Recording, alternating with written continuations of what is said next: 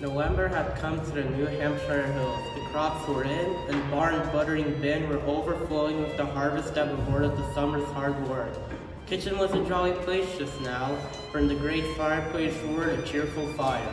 On the wall hung garlands of dried apples, onions, and corn. Up aloft from the beans shone crook-necked squashes, juicy hams, and dried venison. Savory smells were in the air. On the crane hung steaming kettles, and down among the red ember copper saucepans simmered. I do like to begin seasonable and have things to my mind. Things even news can't be drove, but it does take a sight of victuals to fill all these hungry stomachs.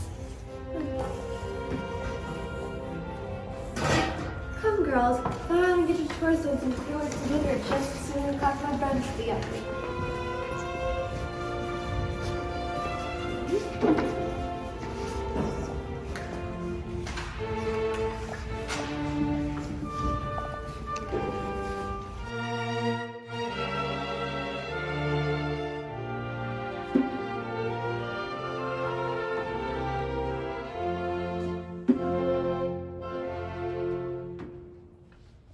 Here's a man coming up the hill lively.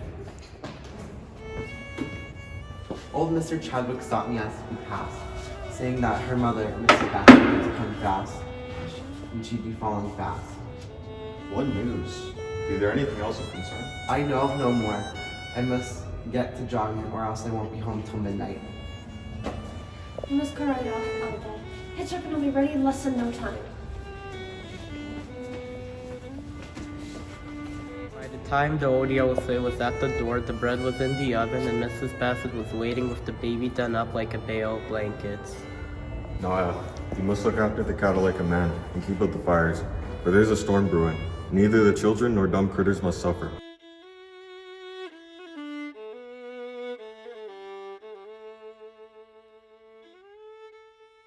Tilly, put extra comfortables on the beds tonight. The window stove searching up chamber.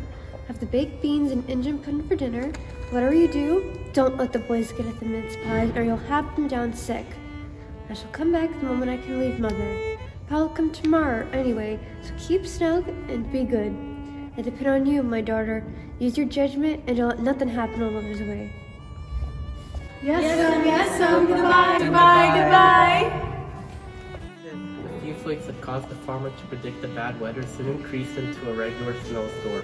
For up among the hills, winter came early and lingered long. But the children were gay and warm indoors, and never minded the rising gale nor the whirling late storm.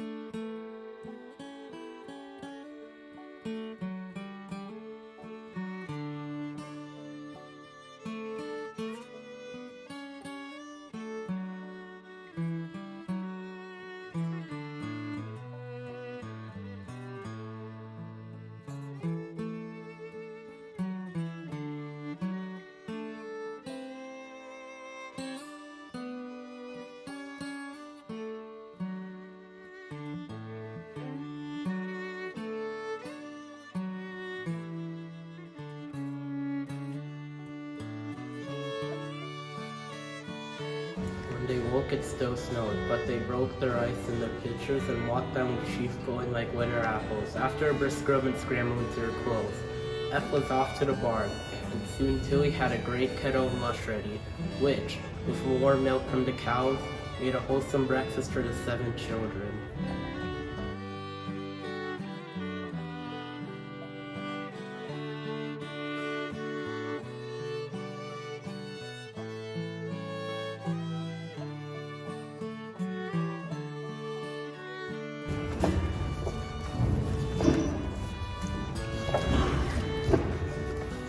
Now about dinner. Mom said how we like, but she didn't expect us to have a real Thanksgiving dinner because she won't be here to cook it, and we don't know how. I can roast a turkey and make a pudding as well as anybody, I guess. The pies are all ready, and if we can't boil vegetables, we don't deserve any dinner.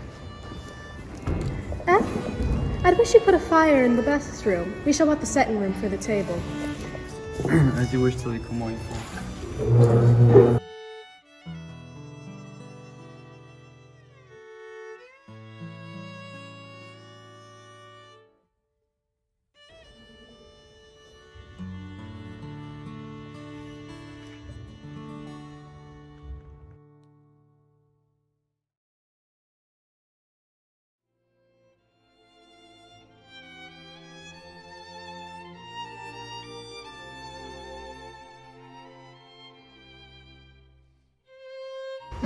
Now, sister, we'll have dinner at 5.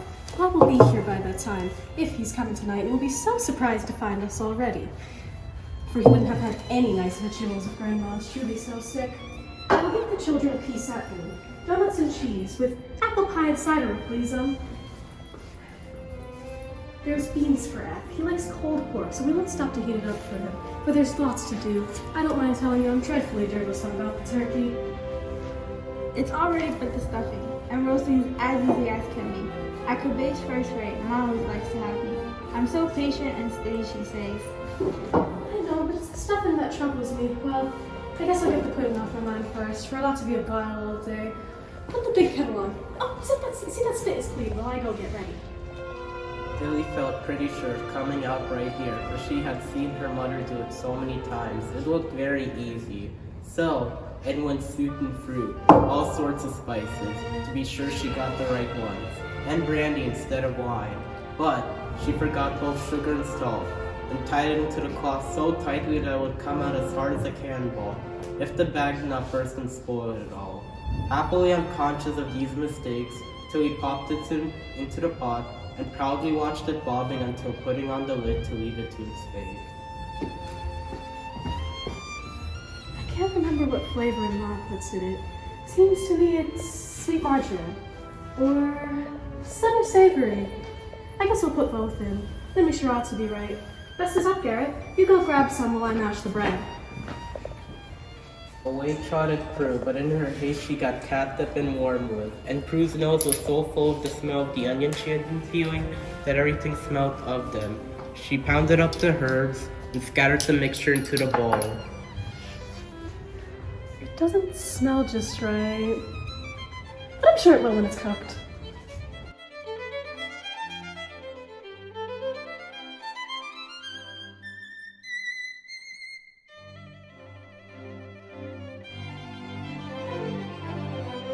It took a long time for all the vegetables to get ready, for the girls thought they'd have every sort. F helped, and by noon all was ready for cooking. The cranberry sauce, a bit scorched, was cooling into the lean-to. Luncheon was a lively meal. Donuts and cheese vanished in such quantities that Tilly feared no one would have an appetite for a scrumptious dinner. But the boys assured her they'd be hungry by 5 o'clock.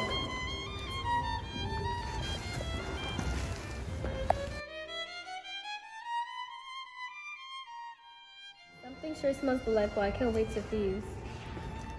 Now you all go and coast, while Prue and me set the table and get out our best china.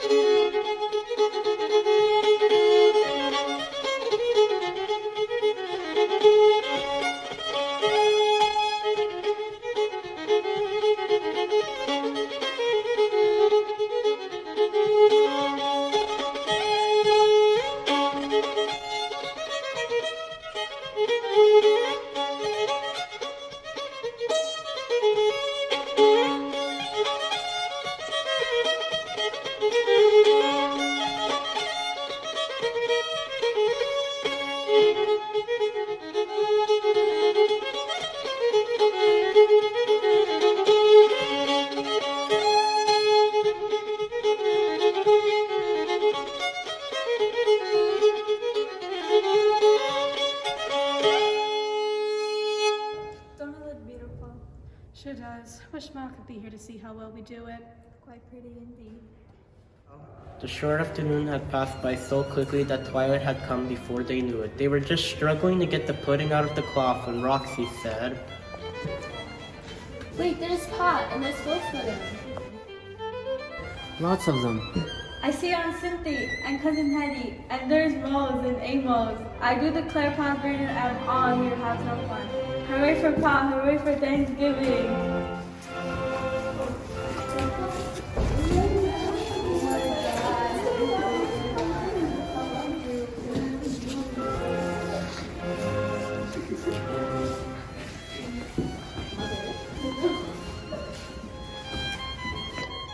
Ain't Grandma dead at all? Oh, bless your heart, no. It was all a mistake of old Mr. Chadwick's, you see. He's as deaf as an adder. When Mrs. Brooks told him Mother's been in fast and wanted us to come today, he even gave it to the first person passing in such a way as to scare him most to death and send us down in a hurry. Mother is sitting up as chirk as you please, and dreadful sorry you didn't all come. So to keep the house quiet for her and give you the taste of fun, your Pa fetched us all up to spend the evening, and we are going to have a jolly time to by Louisa names.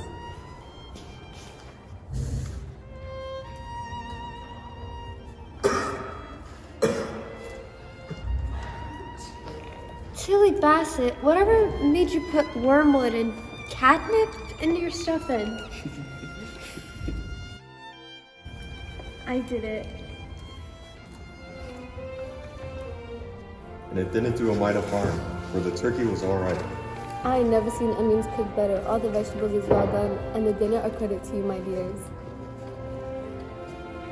The pudding was an utter failure in spite of the brandy in which it lay, as hard and heavy as stone. It was speedily whisked out of sight, and all fell upon the pies, which were delicious. But Tilly and Prue were much depressed, and then recovered their spirits until the dinner was over and the afternoon fun was among the way.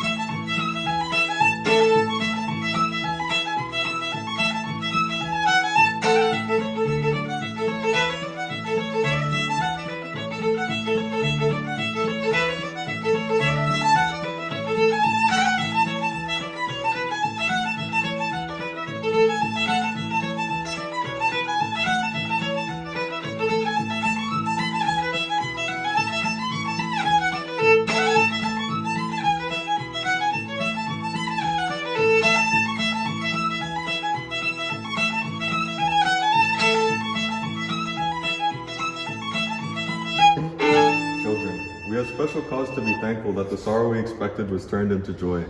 Now let's read a chapter before we go to bed and give thanks where thanks is due.